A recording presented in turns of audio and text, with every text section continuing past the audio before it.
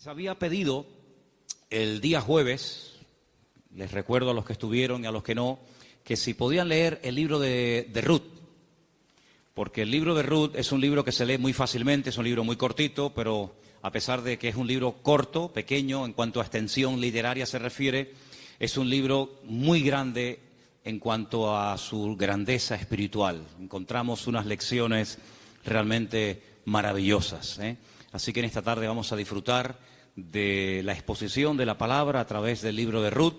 Y vamos a orar en este momentito para pedir la bendición del Señor. Queremos, como siempre, dar la bienvenida a todos, especialmente a los que probablemente esta tarde estén por primera vez. Yo veo caras nuevas en esta tarde. Espero que estén a gusto, que estén cómodos y que podamos disfrutar todos de la palabra del Señor en este momento. Padre Celestial, te damos muchas gracias por este tiempo hermoso de alabanza, de adoración que hemos tenido.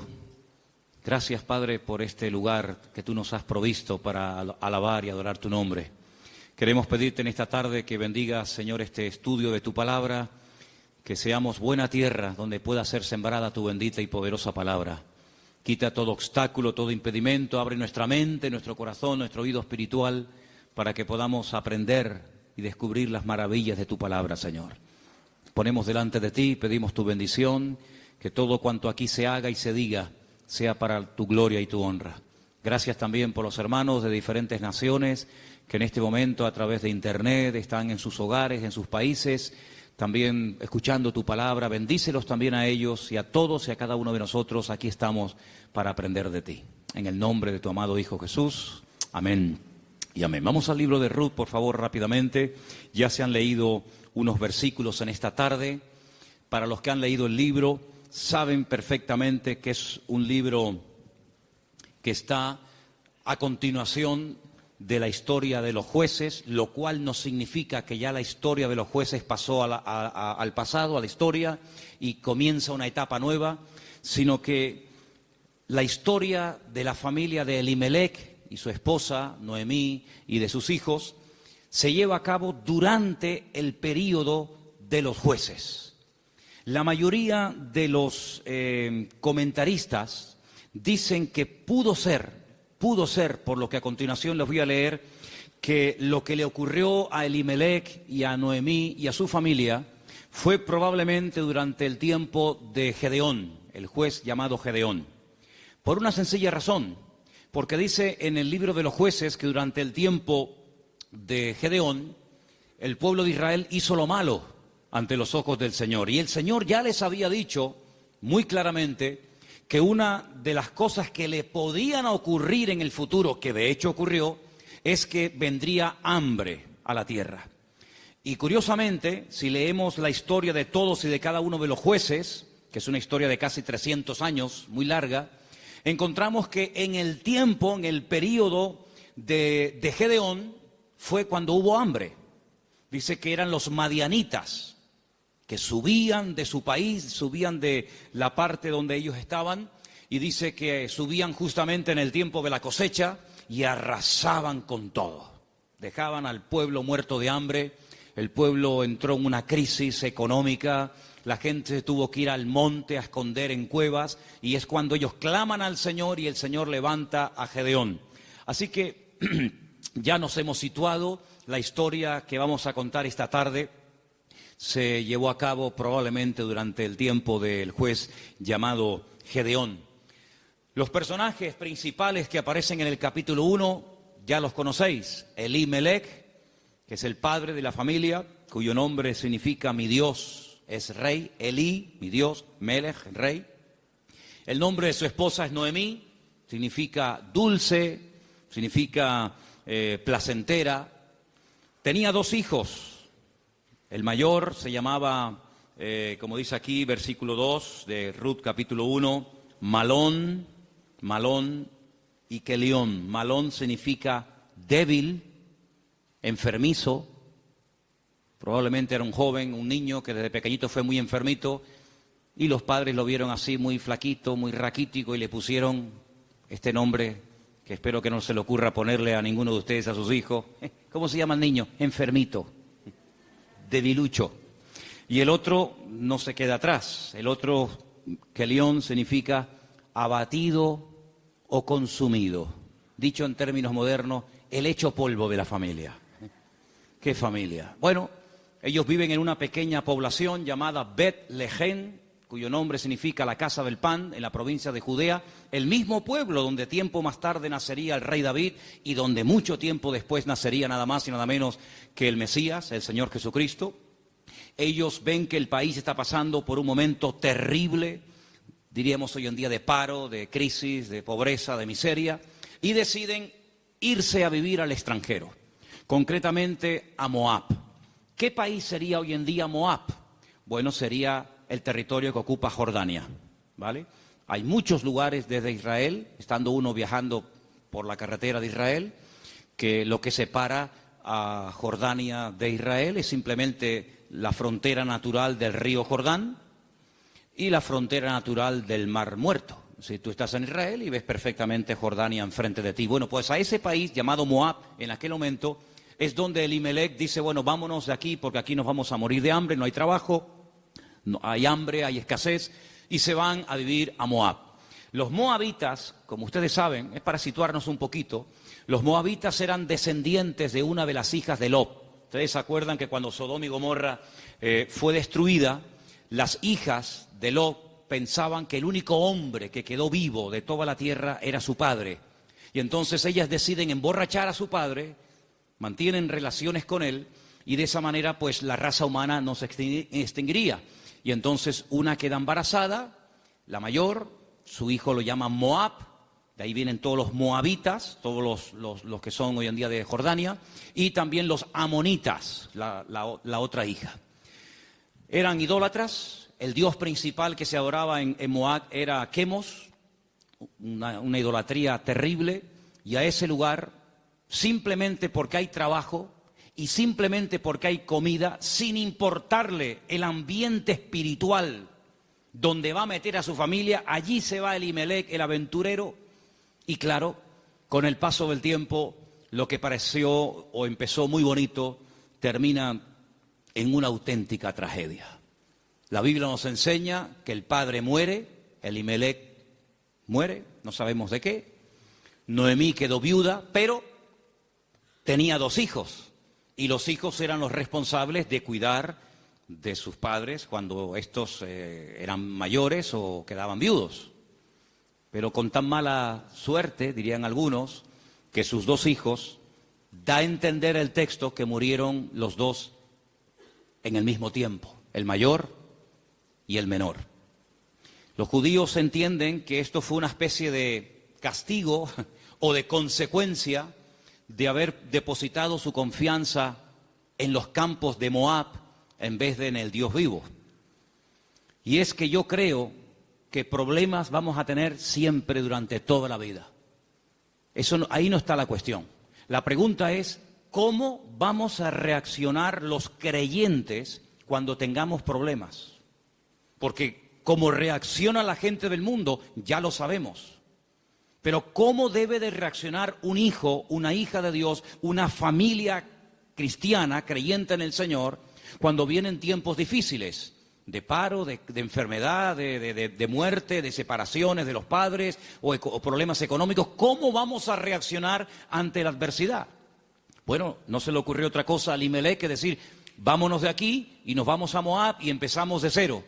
Bueno, esos eran sus planes, pero dice la Biblia que a veces nuestros pensamientos no son los pensamientos de Dios. Y allí, de la noche a la mañana, hermanos, aquello que empezó tan bonito, terminó siendo una auténtica tragedia.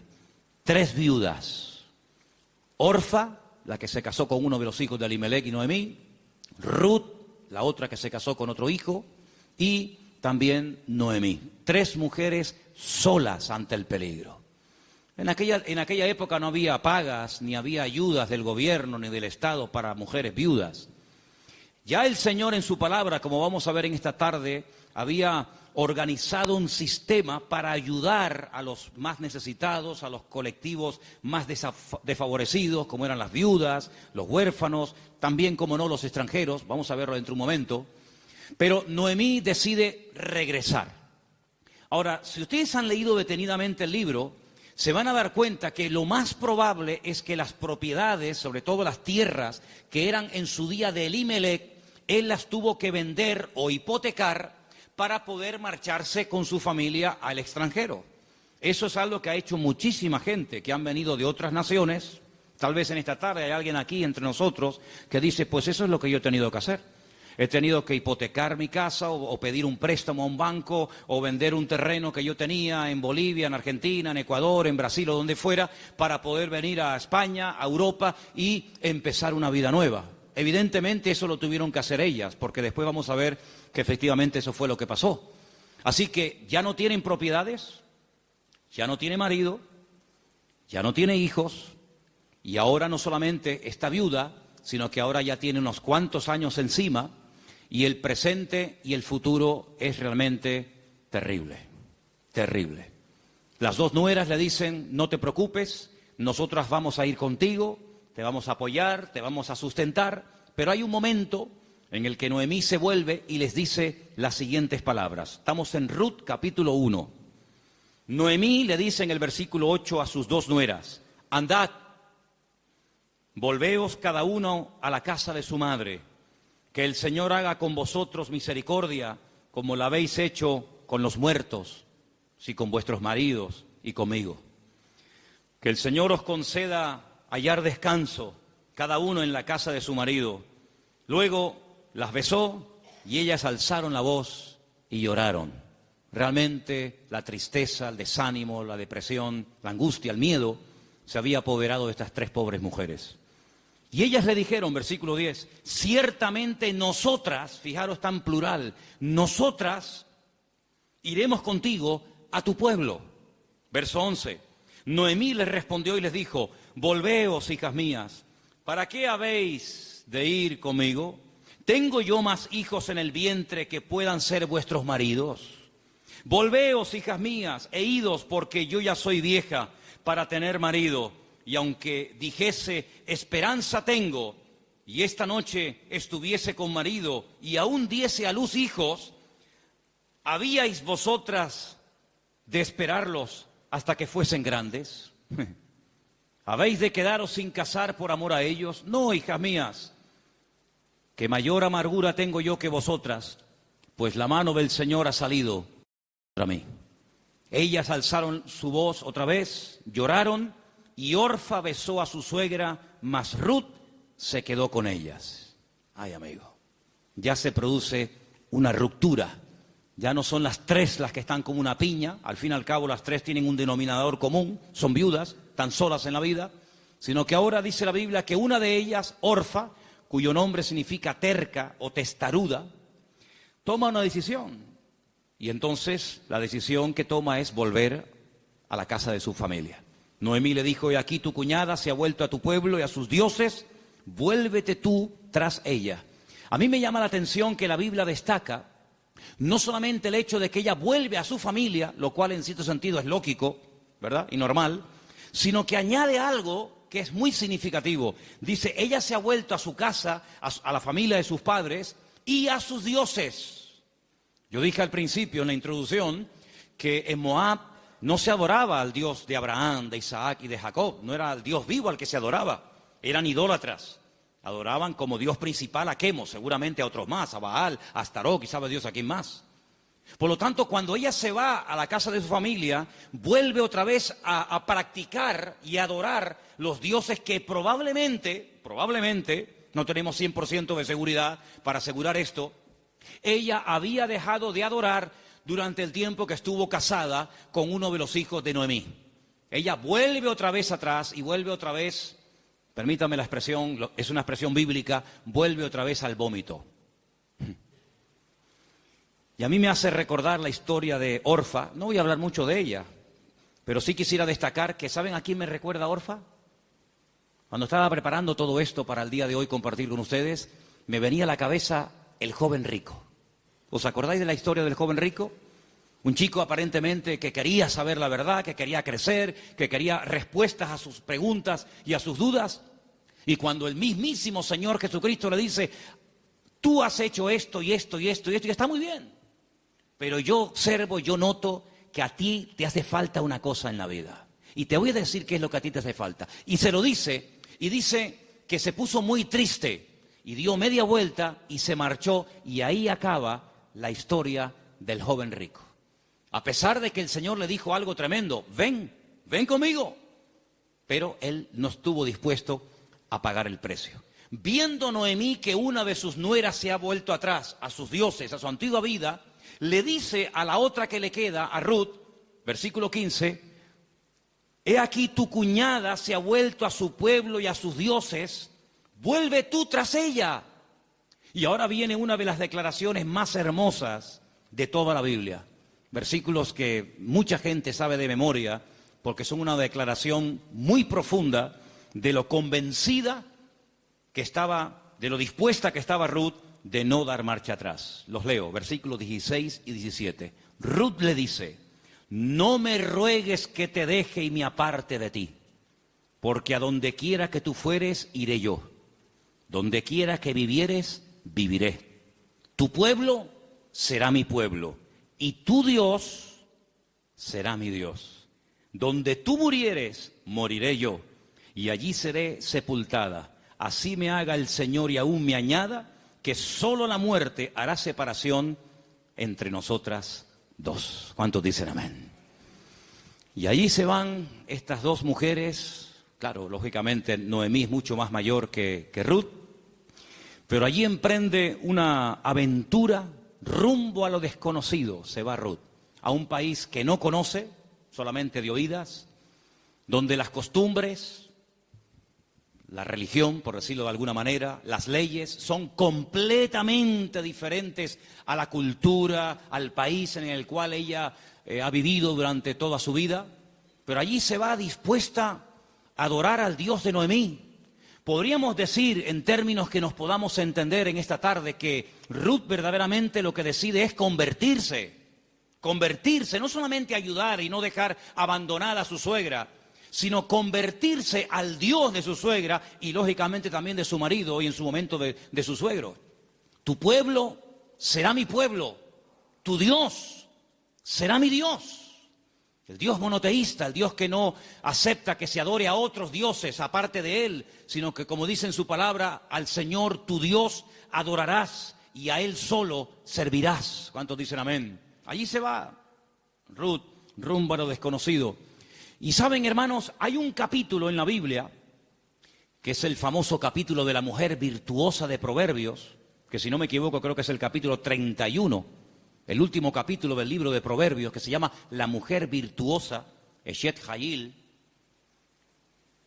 Y Ruth es la única mujer en todo el Antiguo Testamento que recibe el título de Eshet Hayil, que significa mujer virtuosa. Es decir, que cuando leas el capítulo 31 de Proverbios y que te habla de la mujer virtuosa, tú dices, bueno, ¿y quién es una mujer virtuosa? ¿A quién puedo ver como punto de referencia en la historia de la Biblia para saber a lo que se refiere el Señor? Ahí la encuentras en el libro de Ruth. Una mujer sacrificada, trabajadora, fiel, que es capaz de renunciar a todo a cambio de nada, aparentemente. Una mujer que incluso está dispuesta a morir en tierra ajena. Y fíjate que me llamó la atención que José, que estaba muriendo fuera de su tierra, estaba muriendo en Egipto, antes de morir dice que él dio orden de que, como él sabía y anticipa proféticamente la liberación de la esclavitud de Egipto, él da orden para que sus huesos se los lleven con ellos cuando salgan milagrosamente de Egipto. Y dice la Biblia que lo hicieron así, y durante 40 años, hermanos, los israelitas estuvieron dando vueltas y vueltas en el desierto cargando los huesos de José hasta que llegan a Canaán y logran darle una digna sepultura. Sin embargo, Ruth no dice, cuando yo muera, por favor, lleven mi cuerpo, lleven mis huesos a Moab, sino que ella dice, donde a ti te entierren, que me entierren a mí ahí también al lado tuyo. Sí, una mujer decidida, una mujer comprometida, en otras palabras, una mujer con las ideas claras. ¿Cuántos dicen amén? ¿Cómo vamos a reaccionar frente a la adversidad? Porque si huyeron de Israel, de Betlehem, huyeron a Moab para buscar una mejor vida, ahora la tortilla se ha dado la vuelta. Ahora cuando regresan, ya sin marido y sin hijo, y con unos cuantos años encima, sola, viuda y sin recursos, hipotecada hasta las cejas y con otra nuera que la acompaña, pues no piensen ustedes que el retorno fue mejor que la ida. Es más, dice la Biblia que cuando las vieron entrar por el pueblo de Betlehem, toda la ciudad se echó a la calle diciendo, madre mía, podríamos utilizar el refrán popular nuestro que dice, ¿quién te ha visto y quién te ve? La mujer salió, o las mujeres salían al encuentro a saludarla y le decían, Noemí, Noemí, tantos años sin saber de ti, vienes sin marido, vienes sin hijo, vienes enferma, golpeada, herida por la vida. Y ella decía, no, por favor, no me llaméis nunca más, no me llaméis más Noemí, porque yo no tengo placer, no tengo contentamiento, ya no me alegra, ya no me llena nada en la vida. Por favor, llamadme Mará, Mará, que significa mujer amargada o afligida. ¿Qué te parece? Y ahora uno dice, bueno, ¿y ahora qué? ¿Ahora qué? ¿A qué se van a dedicar estas mujeres? Ahora sí quiero que vayamos al libro de Levítico, donde hay unos versículos que pocas veces se leen, pero vamos a ver que son muy interesantes, porque en ese pasaje de Levítico, capítulo 19, del 9 al 10, no sé si ustedes lo tenían buscado, ¿no? Okay. Capítulo 19 de Levítico, vamos a leer una ley que solamente existía en el pueblo de Israel en aquel tiempo. Y es una ley tan extraordinaria, tan increíble, que fue lo que ayudó en cierto sentido a restaurar la vida de Ruth y de Noemí en aquel nuevo país para ella.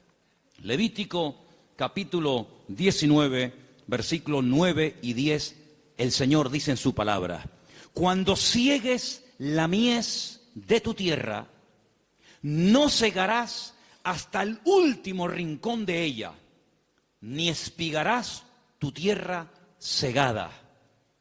No rebuscarás tu viña, ni recogerás el fruto caído de tu viña. Para el pobre y para el extranjero lo dejarás, dice el Señor. ¿Qué es lo que hacía la gente? Cuando iba a coger la cosecha, arrasaban con todo. Y si se caía un racimo de uvas, o se caía una espiga de trigo, o de cebada, o de lo que fuera, daban marcha atrás y lo recogían. Y si alguien se metía en aquel campo después del tiempo de la siega, estaba pelado, no había nada. Sin embargo, el Señor dice, ustedes van a ser diferentes.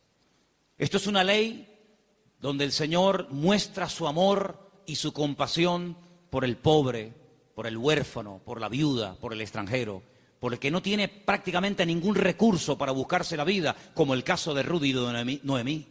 Ustedes cuando vayan a cegar, no sean avariciosos, no quieran acapararlo todo. Oye, si se cae una espiga, déjala. Si hay un rinconcito que no quieres, digamos, cosecharlo, meter la hoz, déjalo ahí en un rinconcito, para que cuando ustedes terminen, pues puedan entrar los que no tienen tierra, los que no tienen trabajo, las viudas, los extranjeros, los pobres, los huérfanos, y puedan de alguna manera conseguir algo para llevarse a la boca. Y eso es lo que utiliza Ruth. Como ella sabe, evidentemente por los labios y por la influencia buena de Noemí sobre ella, le dice, vete a espigar, vete hoy a buscar la vida. Noemí, ¿a dónde va a ir la pobre? Si la pobre ya está vieja, está enferma, está cansada, está desanimada, pero allí se va Ruth. Y si ustedes han leído el libro, dice que se va antes de la salida del sol y cuando llega la noche aún está espigando en el campo. Es increíble. Ella podía haber recogido menos, pero ella está recogiendo para ella y también para su suegra Noemí. Y hay un momento en el que la invitan a comer. El dueño del terreno, un tal Booz, del cual hablaremos ahora, dice, ¿esta mujer quién es? Dice, esta es la nuera de Noemí, lleva todo el día trabajando. Dice, denle de beber agua. Y cuando llega la hora del almuerzo, cuando llega la hora de la comida, la Biblia dice que la invitan a comer. Y ella dice que comió hasta saciarse, pero hay un momento en el que le sobra comida, y en vez de tirarla a la basura, como la mayoría de la gente hace cuando le sobra comida, dice que ella la guarda. Y cuando llega la noche a la casa de Noemí, dice que le enseña un efa. Un efa son 35 kilos. en este caso de cebada, y dice, mira, esto es lo que yo hoy he espigado, después lo he tenido que desgranar para hacer la harina, y no solamente eso, sino que te traigo la comida que me sobró al mediodía, te la traigo para que tú comas. Cuando le pregunta a la suegra, ¿en qué campo tú has estado hoy? ¿Dónde has trabajado? Y le dice, he trabajado en el campo de un tal Booz y me ha tratado muy bien. Le ha dado orden a sus criados, a los jornaleros, de que no se metan conmigo, de que no se rían de mí, de que me traten bien, de que no me hagan pasar vergüenza. Y le dice Noemí, pues si en ese lugar te ha ido bien, sigue ahí. Eso me llama mucho la atención. Dice, no cambies de campo. Si en un sitio te ha ido bien, ¿para qué ir a otro sitio? Ayer estábamos en el sur y hablando con un señor venezolano que ha montado un negocio, me dijo una frase que yo en mi vida había oído y nos gustó mucho y nos impactó. Y dijo, nunca vuelvas al lugar donde un día fuiste feliz. Porque si vuelves a un lugar hace años donde fuiste feliz, nunca más volverás a experimentar la felicidad que añoras. Oye, me impactó aquello. Y me vino a la cabeza el texto que dice, nunca digas que los tiempos pasados fueron mejor que el tiempo presente. Dice, porque no hablarás con sabiduría. Pero Noemí se da cuenta de que hay un hombre que se llama Booz y resulta que se da cuenta la viuda Noemí de que ese tal Booz, cuyo nombre significa mi fortaleza, resulta que es Goel.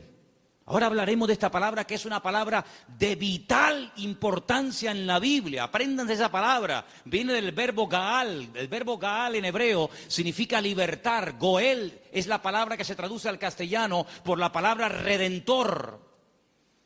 Ahora vamos a ver lo importante que era la figura del Goel, porque en cierto sentido vamos a ver que Booz es un tipo de Cristo. Fíjense qué importancia tiene esto.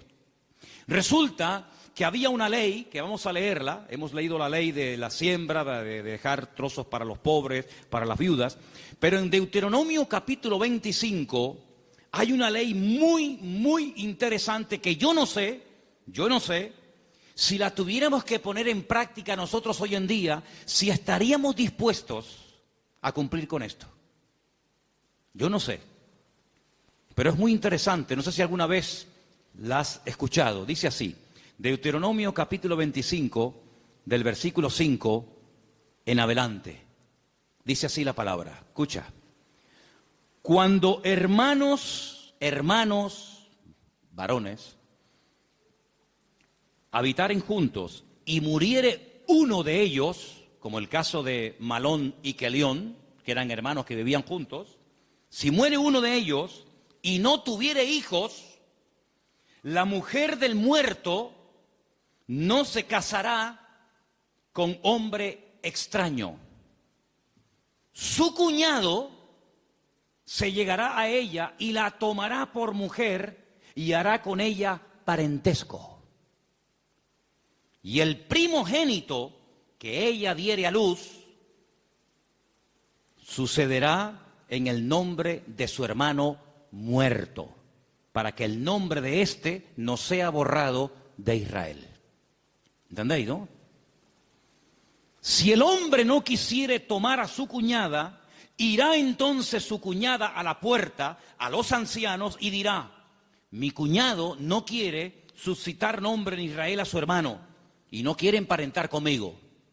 Entonces los ancianos de aquella ciudad lo harán venir, hablarán con él, y si él se levantare y dijere, no quiero tomarla, se acercará entonces su cuñada delante de los ancianos, le quitará el calzado del pie, le escupirá en el rostro y le hablará y le dirá, así será hecho al varón que no quiere edificar casa a su hermano. Y se le dará este nombre en Israel, la casa del descalzado. Qué ley tan extraña, ¿no? Dos hermanos y uno de ellos muere sin haber tenido hijos, y para que no se olvide o para que no se quede su nombre borrado en la historia, el hermano vivo, que es el Goel, el Redentor, tenía que casarse con la viuda, y el primer hijo que naciera de esa relación es como si fuera hijo del hermano difunto, para que de esa manera se perpetuara su nombre y para que de esa manera las herencias y las tierras no se diluyeran en el espacio y en el tiempo. Y esto es lo que le ocurre a Ruth. Ruth resulta que se casó con un judío, con un hombre de Belén de Judea, pero ella no tuvo hijos con él. Su hermano, es decir, su cuñado, también murió. Por lo tanto, no hay posibilidad de redimirla. Pero cuando llegan a Israel, la familia de Elimelech, la familia de su marido, pues siguen viviendo allí. Y hay un pariente cercano al cual Booz le dice: oye, a ti te corresponde el derecho de casarte con Ruth. A ti te corresponde el derecho de pagar todas las deudas de Ruth. A ti te corresponde recuperar el patrimonio y las tierras que en su tiempo tuvieron que venderse para que esta familia tuviera que irse al extranjero. Es decir, te haces cargo de la tierra, te haces cargo de las deudas y te haces cargo de la viuda. Y este dice: de eso nada. De eso nada. Pagar yo deudas que no son mías y casarme yo con una mujer que a mí ni me va ni me viene. Y Booz dice: muy bien, vamos a ir delante de 10 ancianos, vamos a ir delante de un minián, delante de 10 hombres judíos, y tú vas a decir eso delante de ellos, que no quieres redimir a Ruth, que no quieres hacerte cargo de sus deudas, de sus hipotecas y de la viuda, y lo vas a decir delante de testigos. Y lo dice. Y entonces es cuando entra en escena Booz y le dice a Ruth: hija, tú no te preocupes. Ahora, la diferencia de edad de Ruth y de Booz tenía que ser inmensa. Algunos comentaristas dicen que ese pariente que rehusó casarse con Ruth probablemente era un hermano de su suegro, de Elimelech. Y algunos comentaristas también he oído que opinan que Booz puede ser que también estuviera emparentado con su suegro, de tal manera que ya era un señor mayor, una persona ya de cierta edad, había una diferencia de edad tremenda. Pero él asume la responsabilidad, no solamente de casarse con la viuda, sino de pagar la hipoteca y las deudas que la familia dejó y que hay que volver a recuperar las tierras. Lógicamente todo eso costaba dinero. Solamente había 2 posibilidades de que en Israel una persona que se desprendiera de patrimonio pudiera volver a recuperarlo. Solamente había 2 formas. Una, que llegara el año de jubileo. ¿El año de jubileo qué era? Era una celebración, una fiesta que se llevaba a cabo cada 50 años. A los 50 años las deudas quedaban anuladas. De ahí viene una parte del famoso Padre Nuestro. Padre Nuestro, perdona nuestras deudas como nosotros también perdonamos a nuestros deudores. Está inspirado un poco en el año de jubileo. Los que eran esclavos se les daba la libertad. Si alguno no quisiera, había todo un proceso para poder volver a retenerlo. Y si alguien había tenido que vender por cuestiones económicas, por necesidad, una propiedad, un terreno, cuando llegaba el año de jubileo, repito, cada 50 años, bueno, todo volvía otra vez a sus dueños originales. ¿Para qué esta ley? Para recordarle al pueblo de Israel que la usura, el querer cada vez tener más y más y más y más y más, a cambio de las desgracias ajenas, eso no se podía dar en el pueblo de Israel. Cada 50 años se empezaba de cero. Nadie le debe nada a nadie. Los ricos no iban a ser cada vez más ricos y los pobres cada vez iban a ser más pobres. De esa manera era una ley justa, una ley donde se le daba oportunidad al que se había endeudado y jamás iba a poder pagar las deudas. Fíjate qué terrible la ley de los desahucios en España. 600.000 familias, 600.000 familias, multiplica por 3 o 4 miembros cada familia, estamos hablando ya de millones de personas, tuvieron que dejar la casa que no podían pagar. Los padres en algunos trancarle la nómina y un alto porcentaje se lo quitó. Es decir, un sistema faraónico donde te ofrecían todo los bancos a cambio de nada, y te llamaban y te ofrecían todo llamándote a tu casa, y una vez que te tienen en su territorio, te aprieta el nudo, amigo, y de aquí no sales nunca. El sistema del faraón en los tiempos modernos. En vez de faraón, llámalo como quieras. Sin embargo, Dios en su palabra jamás iba a permitir que su pueblo cada vez fuera de mal en peor, endeudándose de tal manera que al final era imposible hacer frente a semejantes deudas. Y una cosa también muy importante, aunque no es el tema a tratar, entre hermanos no se podían dar préstamos con intereses. Ustedes saben que hay personas que están pagando muchos años y todavía la deuda no se ha pagado. Lo que están pagando es simplemente parte de los intereses, porque son tan elevados que por una regla de 3, cuanto más pagas, más debes. ¿Cómo se come eso, hermano? Así que la única forma de recuperar una tierra que se había vendido era llegar al año de jubileo. Pero ¿quién le aseguraba al que había vendido una propiedad, ponte que tuviera 40 o 50 años, que iba a durar otros 50 años para recuperar la tierra? Era prácticamente imposible, impensable, pero luego había otra forma. Era otra forma, pero claro, ahí había que tener mucho amor y mucha compasión. Y era decir, no es mi deuda, entre comillas, no es mi problema, pero yo voy a redimirte, yo voy a ser tu Goel, yo voy a asumir cuánto debes. Pues mira, tuve que vender la casa, tuve que hipotecarla, tuve que vender el terreno, tuve que hipotecar los animales. En algunos casos tuve que vender a mis hijos como esclavos a trabajar a jornal durante un tiempo. Yo me hago cargo de todas tus deudas y encima me caso contigo, levantamos descendencia y empezamos una vida nueva. ¿Cuántos dicen amén? Bueno, hermano, eso fue lo que hizo el Señor Jesucristo por todos y cada uno de nosotros, ¿sí o no? Cuando vinimos al Señor, la inmensa mayoría de los que estamos aquí y muchos de nosotros, ¿cómo vinimos al Señor? ¿En nuestro mejor momento? Yo pienso que la mayoría de los que nos hemos convertido al Señor, cuando vinimos a los pies de Cristo, vinimos en nuestro peor momento. Algunos desanimados, otros enfermos, otros enganchados, otros esclavos de no sé qué, de no sé cuánto. Pero el Señor Jesucristo dijo, a ver, ustedes tienen una deuda tremenda. Y una deuda no con un banco, no con una financiera. Ustedes tienen una deuda conmigo. Y es una deuda que no se puede pagar con trabajo, ni con dinero, ni con lágrimas, ni con sudor.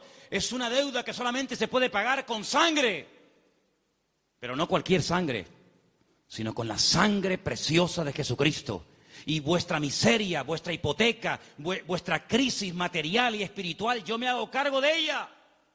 Y yo os compro a precio de sangre. Y por eso podemos leer en Primera de Pedro unos versículos tremendos, donde basados en la ley del Goel, el que redimía al que estaba destruido, Pedro dice, tenéis que saber, hermanos queridos, Primera de Pedro 1:18, que habéis sido rescatados. Eso fue lo que hizo Booz por Ruth, rescatarla, redimirla. Vosotros fuisteis rescatados de vuestra vana manera de vivir, la cual recibisteis de vuestros padres. No con cosas corruptibles como oro o con plata, sino con la sangre preciosa de Cristo, como de un cordero sin mancha y sin contaminación, ya destinado desde antes de la fundación del mundo. Cristo, antes de que existiera Adán y Eva, antes de que existiera el jardín del Edén, Él sabía que un día iba a venir a este mundo a morir en la cruz por los pecadores. Desde antes de que el mundo existiera, ya Él sabía que su destino iba a ser ese.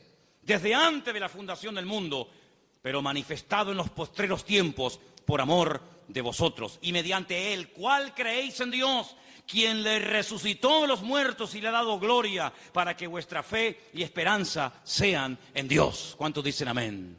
Este Booz es un hombre tremendo.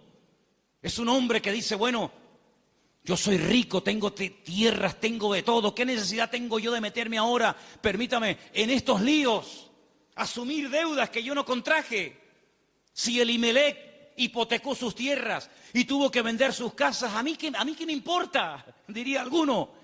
Y si tuvo que irse al extranjero a buscarse la vida, y si allí murió él y sus hijos, y ahora hay una serie de mujeres que están las pobrecitas sin nada en la vida, ¿yo qué tengo que ver con todo esto?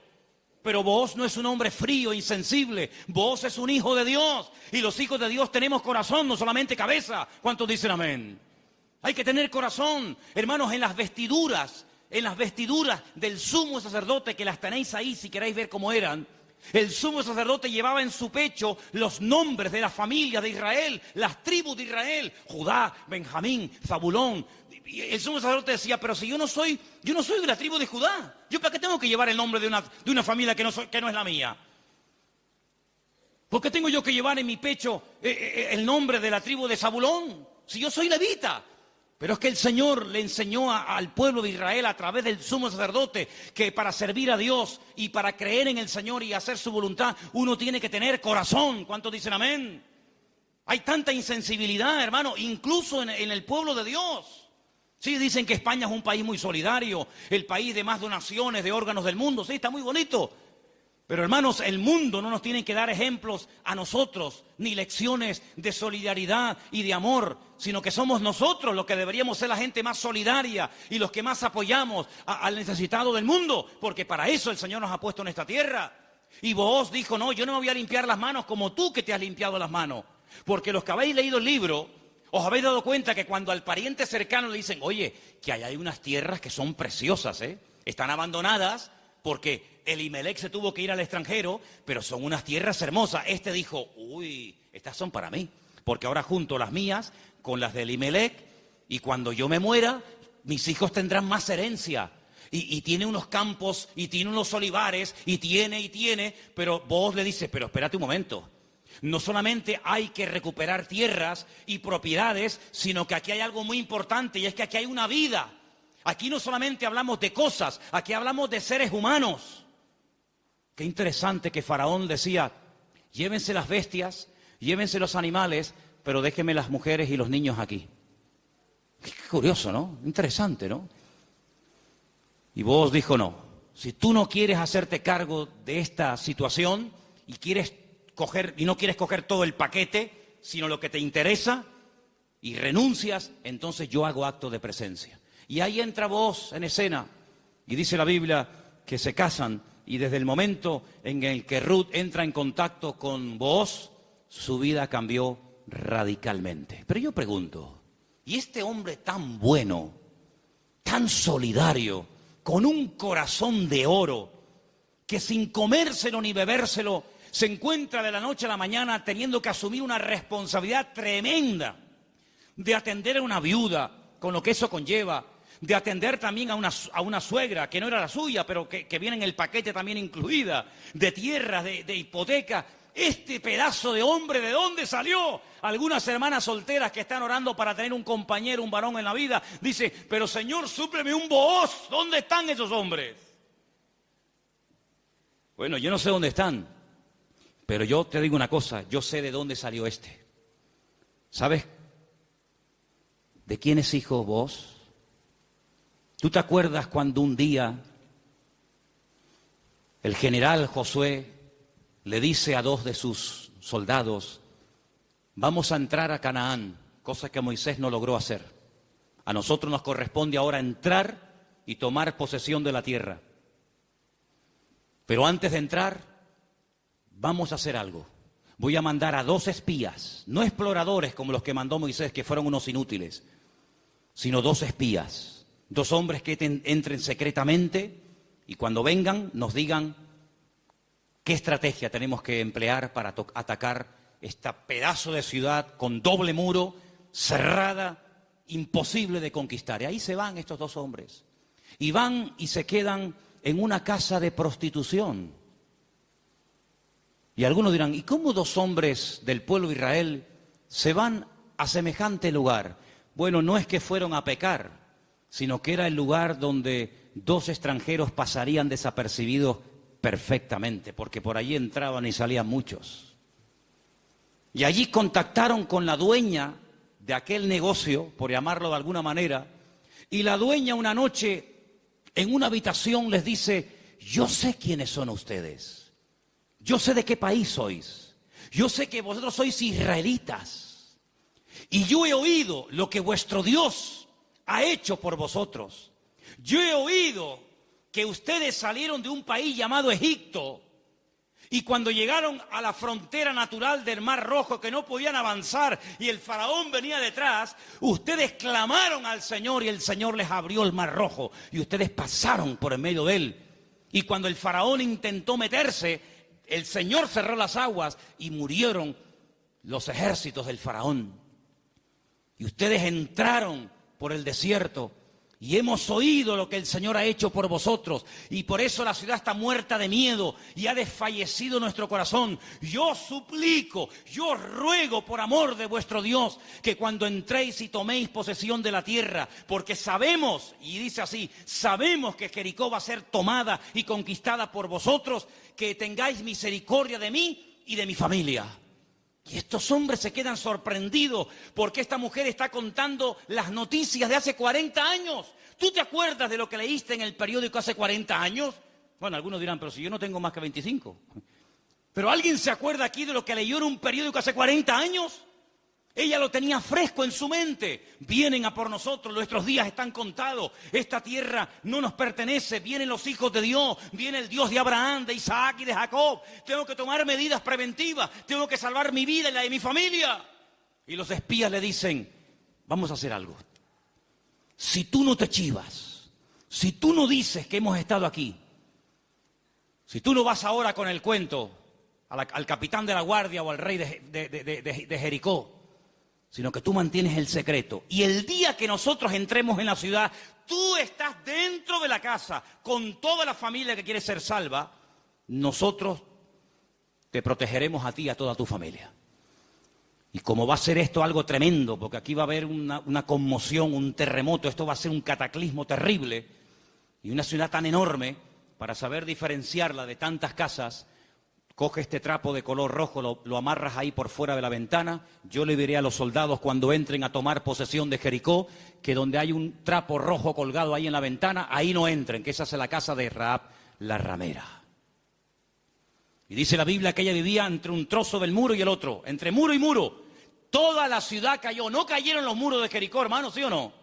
Cayeron los muros de Jericó, pero la casa de Rahab no cayó, pero no estaba en el muro. Pero el que confía en el Señor verá cómo caen a su lado 1000 y 10.000 a su día. Mas a ti no llegará, dice la Biblia. Toda la ciudad cayó, hermano, como añicos. Pero la casa de Rahab se quedó ahí.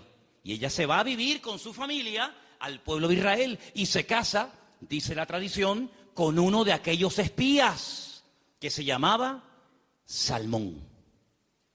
No es que se casó con un pescado. Se casó con un señor que se llamaba Salmón.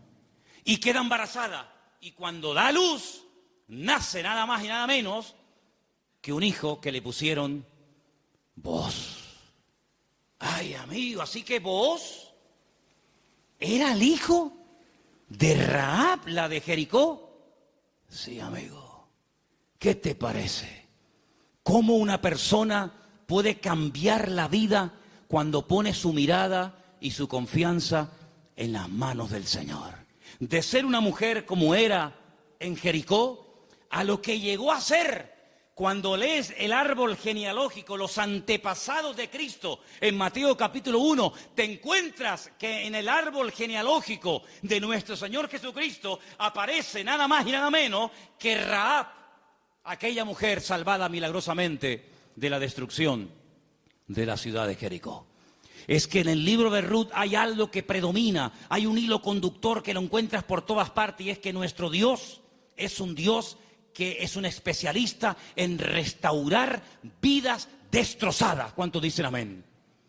No solamente es un Dios que echa fuera demonios y un Señor que levanta al caído y un Dios que sana a los enfermos y que salva a los pecadores, sino que es un Dios que le encanta restaurar vidas destrozadas y cuanto más difícil, mejor lo hace. ¿Cuántos dicen amén? Dile al que está a tu lado, nuestro Dios es un Dios que restaura las vidas. ¡Aleluya! Nuestro Dios restaura las vidas. ¡Aleluya!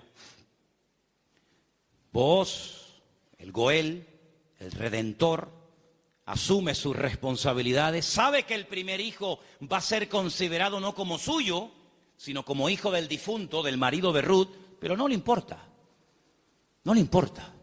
porque él no se quiere llevar la gloria en ningún momento, sino que él quiere hacer la voluntad del Señor, aunque el precio a pagar sea ese. Y por querer preservar el nombre, la memoria, el recuerdo del primer marido de Ruth, este hombre pasa a la historia por ser un gran hombre de Dios. ¿Te das cuenta? Lo que uno siembra es lo que uno cosecha. ¿Cuántos dicen amén?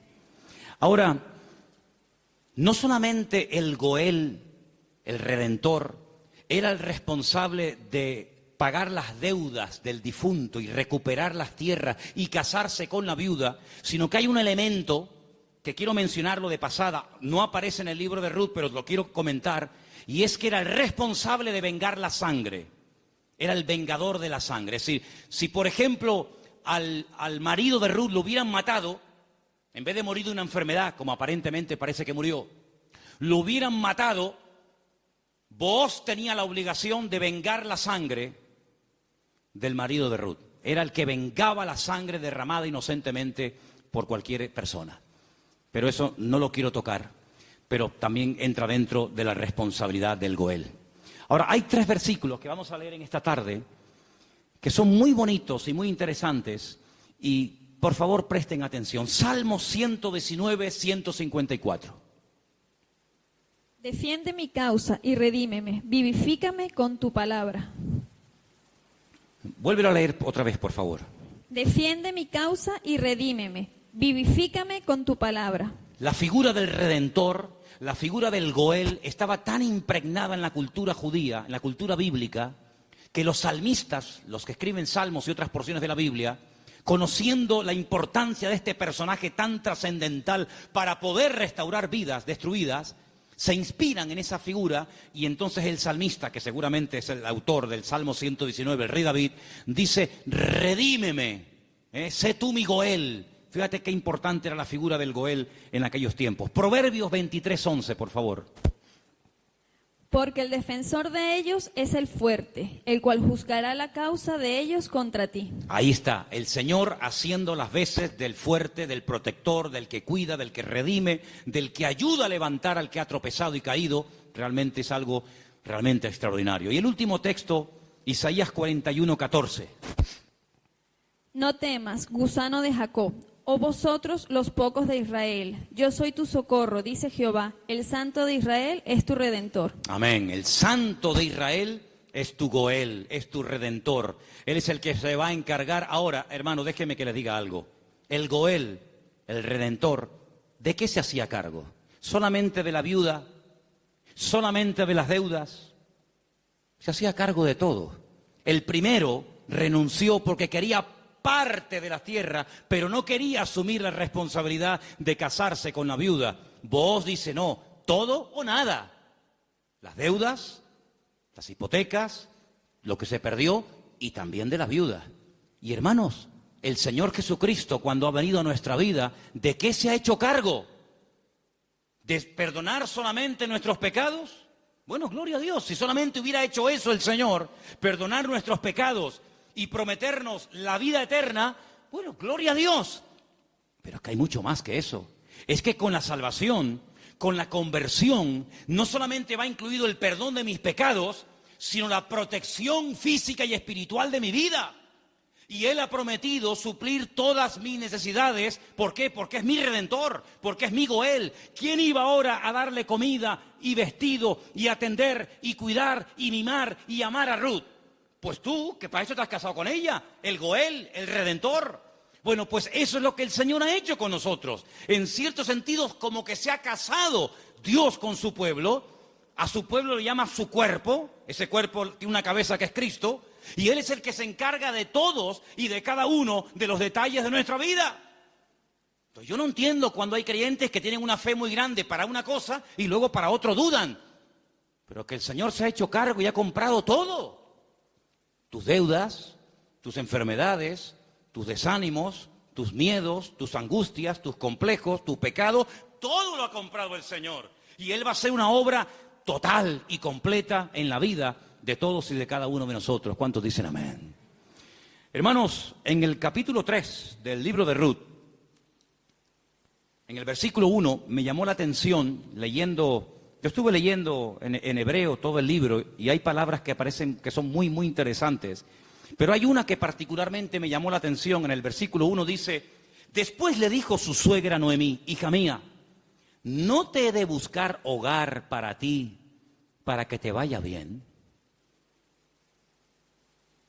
Es decir, Noemí dice: yo voy a hacer todo lo posible para que tú a mi lado tengas algún día tu propio hogar. Y busqué la palabra hogar en hebreo. Y la palabra que aparece en el versículo 1, aquí traducida por hogar, es la palabra manoaj. Y cuando yo veo en el texto que pone manoaj, le digo a Elena: Elena, ¿no hay un personaje en la Biblia que se llama Manoaj? Y me dice: sí. ¿Quién era Manoaj? Sí, señor. Muy bien, hermano. Era el padre de Sansón, Manoaj. Y digo, voy a buscar lo que significa Manoaj. Y resulta de que me encuentro que la palabra hogar, Manoaj, se puede traducir por descanso, tranquilidad, reposo, quietud y otros tantos sinónimos.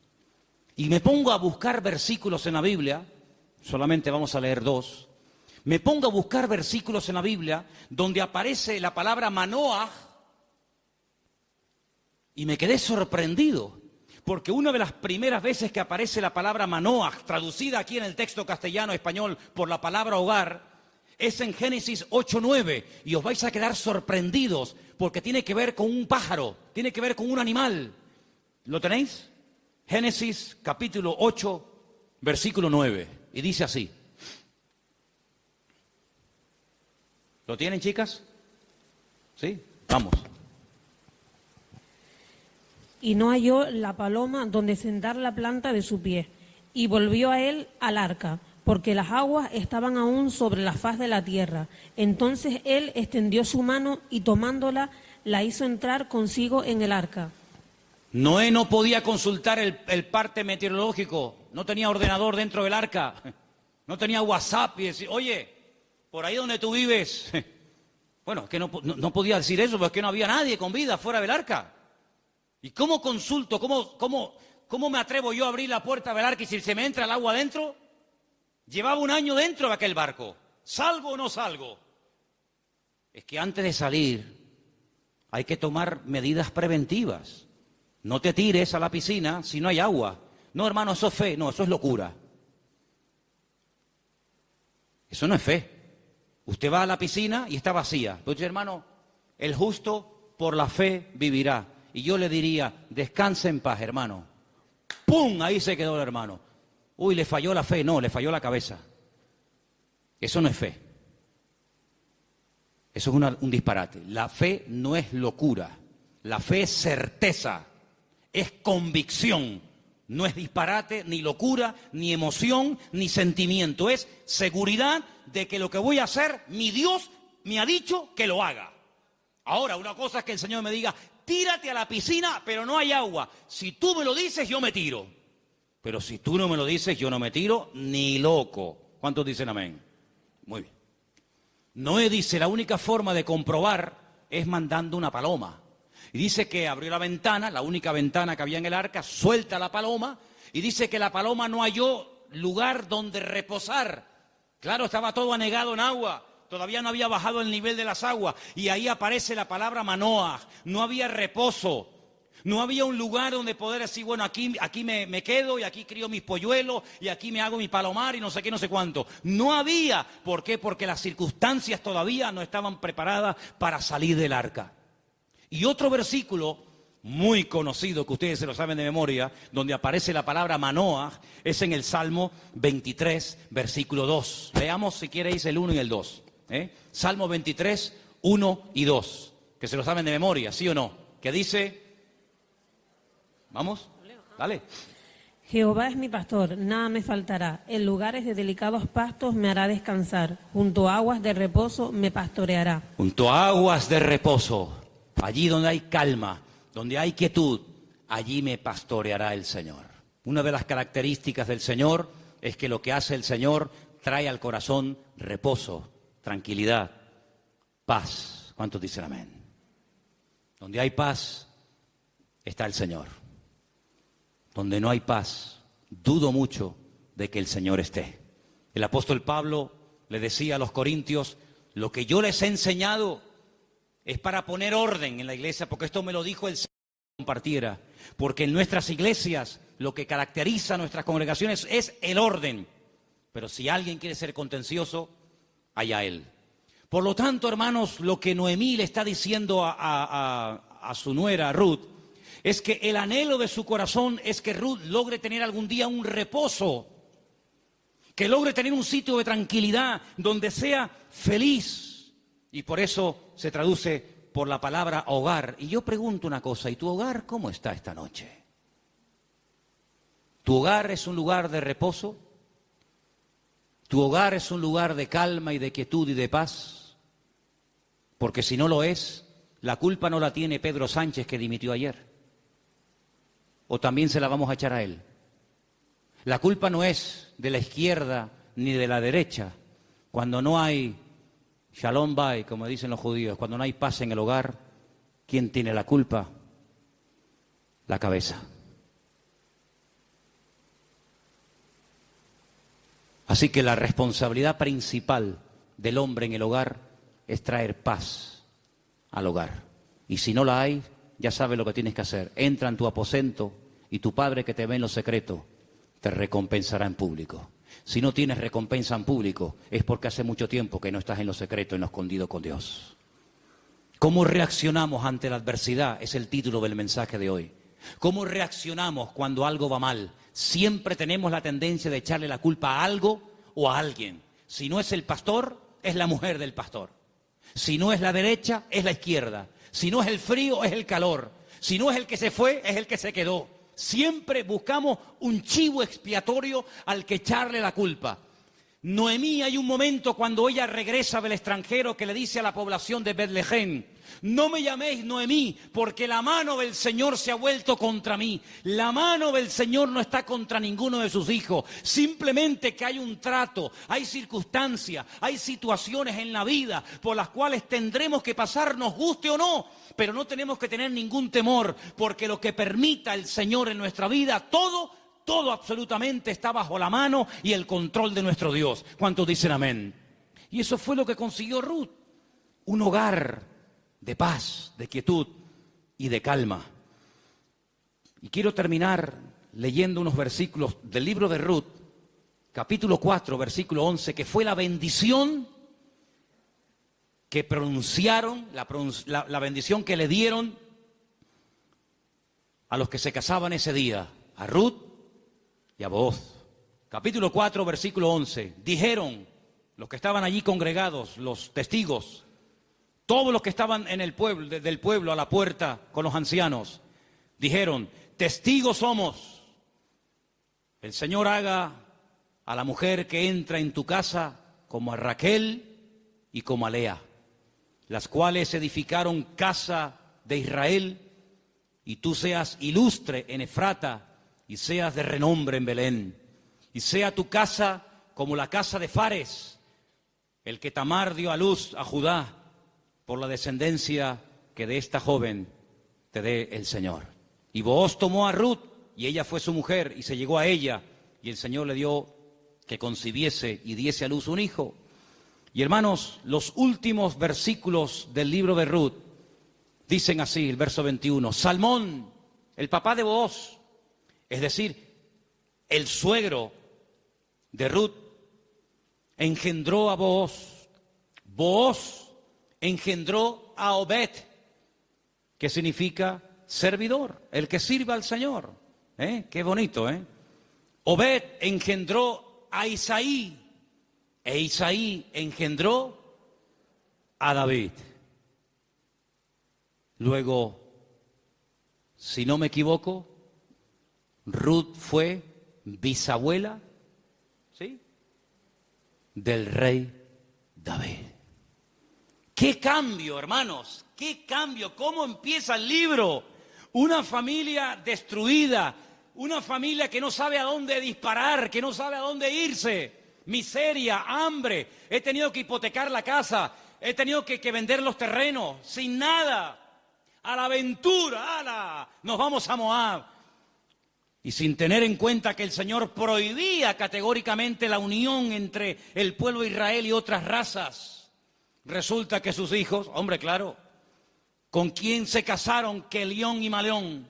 ¿Con quién se casaron los hijos de Noemí y los hijos de Elimelech? ¿Con quién? Pues con mujeres del país donde fueron a vivir. Sí, ese es el futuro que le vas a dar a tus hijos. Si con la cosa de darle un mejor futuro material, has traído la ruina espiritual a tu casa.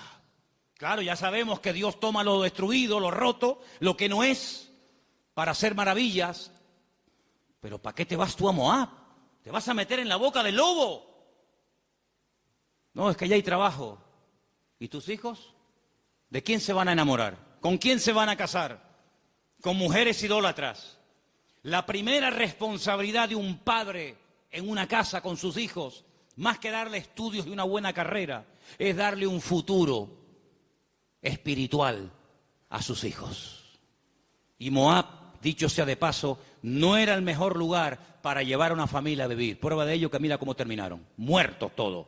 Todos terminaron muertos, del padre hasta el hijo mayor y hasta el hijo menor. Gloria a Dios que por ahí aparece la misericordia del Señor y que a través de Booz la familia vuelve a remontar vuelo y vuelve a recuperar el ánimo y la esperanza. Pero hermanos, no es tiempo de experimentos. No es tiempo de será por aquí, será por allá, será esto. Vamos a descubrir los principios establecidos por el Señor en su palabra. La vida de un cristiano no es un laboratorio donde hacemos experimentos. Será esta, será aquella, será fulano, será mengano. Vamos a orar seriamente al Señor. Encomienda al Señor tu camino. Confía en Él y Él hará. Aleluya. Y no te impacientes por motivo del que prospera en su camino, porque pronto serán cortados y como la hierba verde se secarán, dice la palabra. En otras palabras, aprendamos a esperar en Dios. Mira, consiguió más, mucho más, en poco tiempo Ruth y Noemí, en la tierra donde el Señor estaba, que todos los años que Elimelech se pagó en el extranjero, que no le sirvieron absolutamente para nada. La respuesta no estaba en Moab, la respuesta estaba en Belén, más cerca de ellos de lo que se imaginaban. Y yo solamente quiero decirte algo. ¿De dónde viene el Señor Jesucristo? Los antepasados de Cristo, ¿quiénes son? ¿No son Obed? ¿No es Booz? ¿No es Rahab? ¿No es Ruth? ¿No es el rey David? ¿No es la tribu de Judá? ¡Claro que lo es! Luego, fíjate tú cuando una persona hace, como dice la Escritura, las cosas decentemente y con orden, las bendiciones que a corto y a largo plazo pueden llover y caerle a la vida de esa persona. Por lo tanto, hermano, no te precipites. Espera en el Señor, porque el libro de Ruth es muy pequeñito, 4 capítulos, pero es tan grande en lecciones. Y sobre todo, júntate con el que te puede edificar, pégate como una lapa. Ustedes saben lo que es una lapa, ¿verdad? Pégate como una lapa a la persona que te puede bendecir. Le dice, y termino, Noemí a Ruth, no te separes de vos. Esta noche quiero explicar esto, porque puede ser que algunos lo leyeron y dijeron, pero ¿qué le estaba proponiendo la suegra? Dice, esta noche, vístete bien, úngete, ponte tus mejores vestidos, lávate, averigua dónde está durmiendo vos, en la era, tú vete a la era. Cuando él esté dormido, tú te pones a sus pies. Y uno está diciendo, pero bueno, ¿qué le está proponiendo Noemí? Era la forma de la época de recordarle al Goel, oye, hey, que estoy aquí, por si no te has dado cuenta. Dice que ella se acurruca a los pies de Booz y a medianoche, cuando seguramente Booz toca el cuerpo de Ruth, se asusta y dice, ¿pero tú quién eres? No le pudo encender la luz, era todo oscuro y dice, yo soy Ruth la moabita. Te recuerdo que tú eres el Goel, extiéndeme tu manto. Y entonces ahí es donde él se da cuenta de que en la vida no solamente es tener tierras y criados, sino que hay una responsabilidad muy cerca de ti, la cual tienes que asumir. Y entonces, hermanos, cuando Noemí se entera de todo esto, le dice, tú confía porque este hombre no dejará pasar mucho tiempo hasta que arregle este asunto. ¿No lo habéis leído en el libro esta semana? Tú ahora confía, tú ya has hecho tu parte. Claro, tú no puedes ir sucia a la presencia de Booz. Cuando tú vas a presentarte ante la presencia del Señor, tienes que lavarte. Lo que hacía el sumo sacerdote, lavarse afuera en el lavacro, las manos, los pies, el cuerpo, para luego entrar a la presencia del Señor. Tú haces exactamente lo mismo que hacía el sacerdote, pero tú lávate. ¿Por qué? Porque si tú vas oliendo mal y quieres conquistar y quieres llamar la atención a Booz, sí, se la vas a llamar, pero se la vas a llamar mal. Vas a decir, oye Ruth, ¿no te podrías lavar un poquito, por favor? Vístete bien, arréglate. Haz tu parte y tú tranquila, tú ya has hecho lo tuyo. Yo te aseguro de que este hombre no dejará pasar mucho tiempo hasta que este tema sea solucionado. Hermanos, si esa era la confianza que tenía Noemí en Booz, al ser un hombre de Dios, que al percatarse, al estar informado de una situación que solamente él podía solucionar, ¿cuánto más nuestro Padre Celestial nos dará las cosas que nosotros pedimos y pedimos con fe si sabemos esperar en Él? No dejará pasar mucho tiempo el Señor hasta decir, yo asumo mis responsabilidades y mi responsabilidad es ser tu pastor, proveer tus necesidades, cuidarte y protegerte todos los días de tu vida.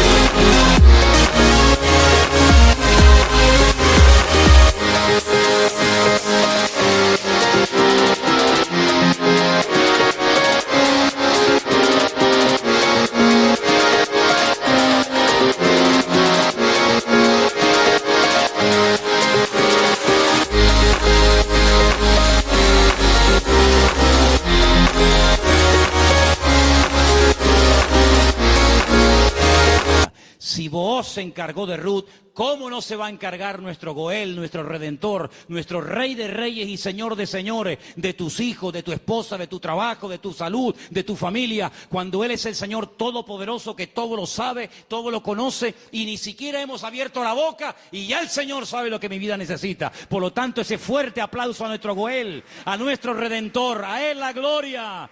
Él cuida de mi vida, aleluya. Fuerte ese aplauso al Señor.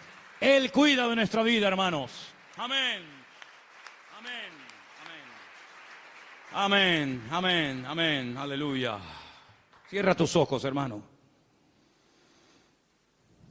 La paloma volvió por la tarde, después de dar vueltas y vueltas y vueltas y no encontrar un lugar donde poder posarse y descansar. Noé entendió que aún no era el tiempo. Pero ¿sabes qué?